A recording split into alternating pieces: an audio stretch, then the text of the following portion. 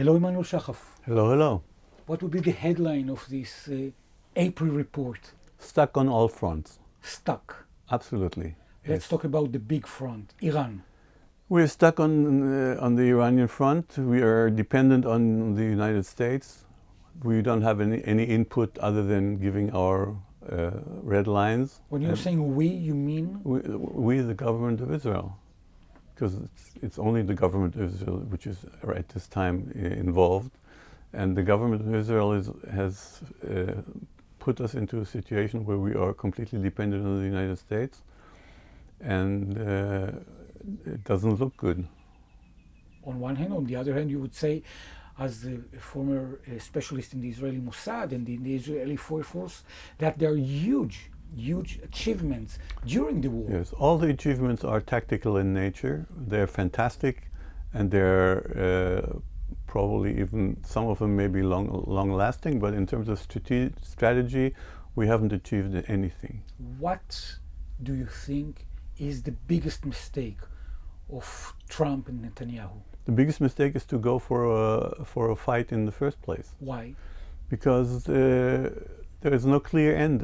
It's not clear that at the end of you don't know what's going to be at the end of the fight. You can only evaluate. When you negotiate, you know what you're negotiating for, but you don't.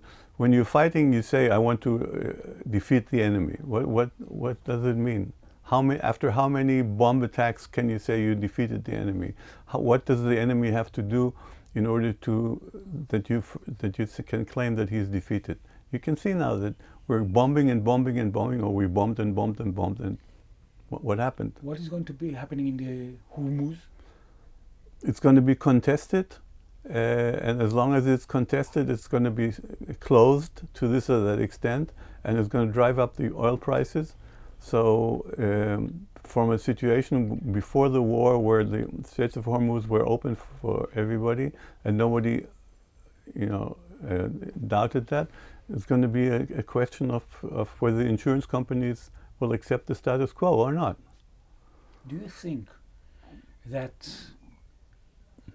what is happening in Iran reflects that people basically want peace more than all, or they love the war situation and they endorse it? Because in Israel, people in the IDF are fighting for so many years in a row.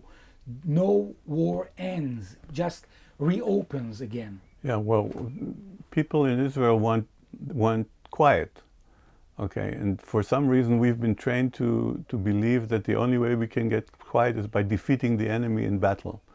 And that hasn't panned out, okay? It certainly hasn't panned out with Iran in this war, okay? And Hezbollah? It hasn't panned out with Hezbollah either. And Hamas? And it hasn't panned out with Hamas either. It doesn't work.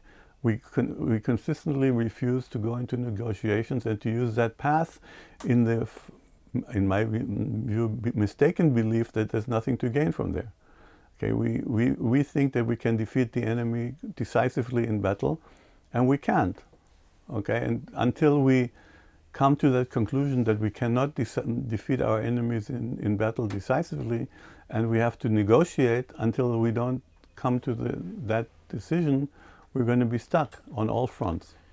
From your perspective, when you're talking about being stuck, on the other hand, there are direct talks, negotiation between Israel and Lebanon. Yes, there are talks in Israel and Lebanon, and they're going to be very difficult talks because Lebanon is not in a position at this time to exercise its sovereignty over its whole territory, and that's a problem. Hezbollah is very strong there. Hezbollah is very strong, but Hezbollah knows that they're eventually on the losing end because Iran will have a difficult time continue supporting them. Financially. But in the end, what's going to happen in Lebanon is going to be dependent on what's happening with Iran.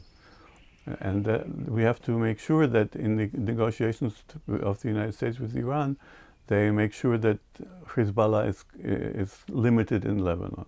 Limited in what way? Limited in exercising any force. Do you think that basically, let's take a long shot, there's going to be a great agreement? Do you think that basically terrorists Ayatollahs, fundamentalists are going to respect it? If we don't, Well, it's written here and there, so if we don't resolve our problems with the Palestinians, they're unlikely to respect it. If we resolve our problems with the Palestinians, it will be very difficult for them not to respect it. why?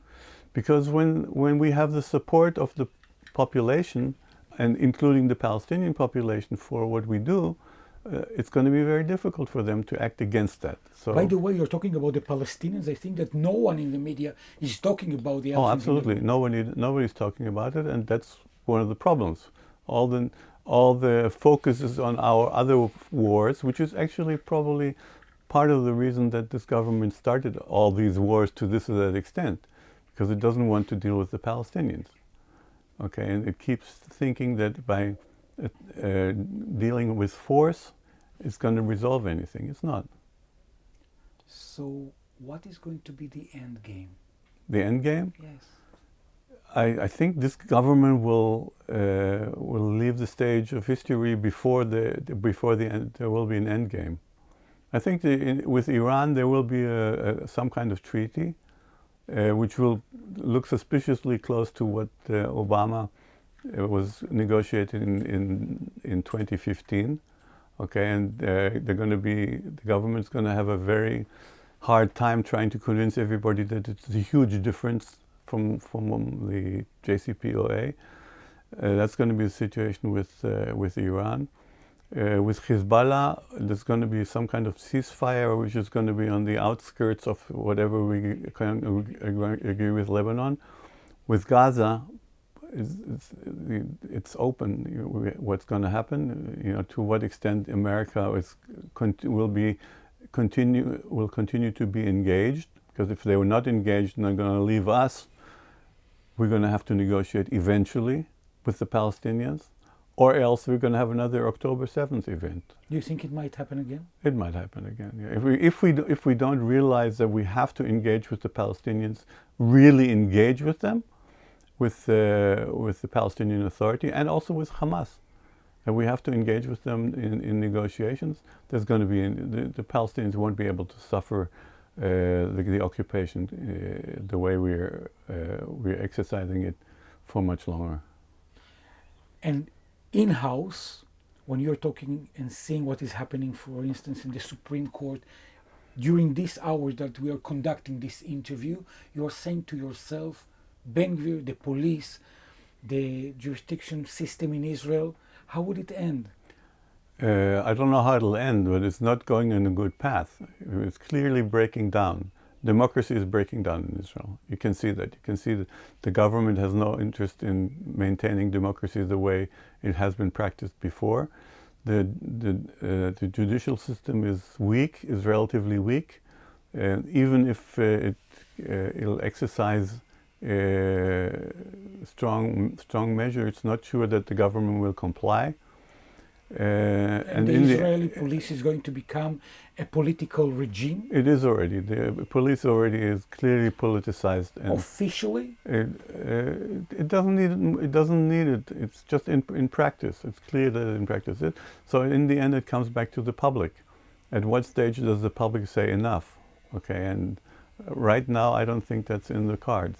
When you're seeing what's happening in Hungary and Orban is going home after 20 years, 16 in a row, you're saying to yourself it might happen in Israel? It's unlikely that's going to happen, because I don't think the Israeli public until this stage is sick enough of the present government. So whatever change there may be a change, but it won't be as clear as in Hungary. In Hungary there was a huge upset, and the government was defeated in a major way. I don't see that happening in Israel. I see there may be a chance of defeating the government, the governing coalition, but I don't think it'll be with such a large margin. So if it's not going to be a large margin, the government may not like to be defeated by a small margin, and we may have a big problem. When you're talking about large number, do you think that large numbers of Israeli Arab citizens are going to go to these coming elections in Israel? if the Arab parties unite in another united Arab list, there's going to be a large turnout by the Arab population. And how that would affect the next Israeli Well, government? it may affect it if the opposition parties are willing to work together with the Arab parties. They're not willing to work together within themselves. That's a problem. That's a problem. How do you explain that? The fact that It's looking by the way about Hungary, they I all don't- decided that there is going to be one opposition leader. I don't think they realize the severity of the situation. I think they underestimate the severity of the situation. They think, like Israel always does, it'll work out in the end. Okay, somehow we'll muddle through. I'm not sure we'll muddle through. What do you think by that? If Well, I'm saying Israel- that the government, the next government of Israel, may not be a democratic government. It's already failing in several fronts, but it may become official and definitely non-liberal democracy, but it may be even marginally not democratic. By the way, there are elections, so the role of Israeli Shabak the day after, Yeah. what role might it play? Because the head of the Israeli Shabak is a very, very... Yeah, there's a huge danger. I mean, all the police has already gone over, so to speak. The Shabak is on the verge of going over. We can only hope that the individual people who work in the Shabak will keep their backbone And the and Israeli won't Mossad? get in. And the Mossad is, well, the Mossad is not so much for internal Israeli concern, but the Mossad is also going over. The new head of the Mossad, or the one who has been appointed, General Goffman. General Goffman, if the appointment will go through, he will own his position to Netanyahu and he will serve him. Do you have, in a way, the ability that you could share during you had so many conversations with your partner, Taysir Abu Saad, that you wrote a book together and you were in international conferences together. What was the last conversation that you had about what is happening here? Actually, the last conversation was about the fact that he finally got permission to return to Jericho, which was very, very important to him. And it was I was very surprised in a negative way that Israel didn't let him in. So, To his home in Jericho. Yeah, to his home in Jericho. And I was very happy that in the end, just before the outbreak of the war, he got permission to return to Jericho, and he was about to do that when he had an accident and passed away in the wake of the accident. He was a great partner, and I'll miss him dearly. What especially do you miss him? He was very calm, very relaxed, very positive, very generous, very nice. And Writing a book together about such a tough cookie issue as the prominent Middle East is something that is so unusual. Yeah, we had very similar minds. We didn't have any major arguments about the contents of the book. It was very much written in peace. That's what it was supposed to bring to us. You know, people are always looking for an upside, something bright at the end of this interview. I think the upside is that the book will come out in different languages, and that the proposal to have a federation in Israel-Palestine is the only way out of this conflict, and that more and more people will realize it is. More languages. There's part of the legacy. It's part of the Of legacy Taysir of Abu Saad Taysir and Abu yours. Saad, yes. People that want to be part They of should your look journey. in Facebook, Emmanuel Shachaf, or Identity, the Quest for Israel's Future.